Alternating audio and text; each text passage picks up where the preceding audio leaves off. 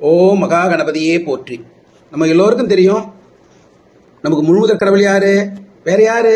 இவர் தான், பிள்ளையாரப்பன் தான். ஸோ இவருக்கு நிறைய பாடல்கள் இருக்கு. சின்ன சின்ன பாடல்களை பார்ப்போம், உதாரணத்தோடு பார்ப்போம். அவை பிராடர் கொடுத்த பாடலை கேளுங்க.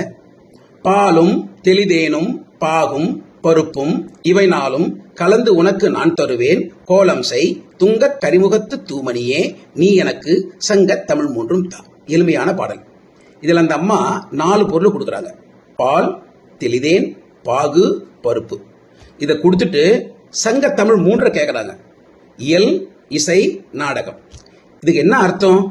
ஞானத்தையே கேட்குறாங்க. 4 பொருளை கொடுத்துட்டு ஞானத்தையே கொடுத்துருப்பா அப்படின்னு கேட்குறாங்க. பிள்ளையார் கொடுத்துருவாரா? கொடுத்துருவாரு. நிறைய பேர் கொடுத்துருக்காரு. ஒரு உதாரணம் சொல்கிறேன் கேளுங்க.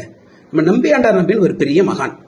அவர் சின்ன வயசில் இருந்தபோது அவங்க அப்பா ஒரு நாள் ஊருக்கு போக வேண்டியிருந்தது. இவனை கூப்பிட்டுட்டு, நீ பிள்ளையாருக்கு நாளைக்கு அபிஷேகம் பண்ணிடுறேன்னு சொல்லிட்டு போயிட்டார்.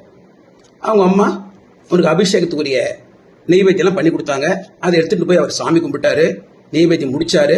அதுக்கப்புறம் பிள்ளையார்கிட்ட வணங்குறாரு, சாப்பிடுங்க சாப்பிடுங்கன்னு. அவர் இன்னும் சாப்பிடல. இவருக்கு மன வருத்தமாயிடுச்சு. பிள்ளையார் மேலே மோதின்ட்டார். மோதின்னா அவர் பிள்ளையார் நம்ம அப்பா ஆச்சே, அமைதியாக இருப்பாரா? உடனடியாக உருகி வந்துட்டார். வந்து எல்லாத்தையும் ஏற்றுட்டார். ஏற்றுனது மட்டும் இல்லாமல் அவருக்கு நல்ல அருள் புரிஞ்சார். ஞான அருள், ஞானத்தையே கொடுத்தார். அந்த ஞானத்தை கொண்டு நம்பியாண்டார் நம்பிகள் திருமுறைகளே மொத்தமாக தொகுத்தார். நமக்கு திருமுறைகளை தொகுத்திருந்தது சின்ன சமாச்சாரமா? அவ்வளோ பெரிய சமாச்சாரம். அதையே அவர் முடிச்சிருக்கார்.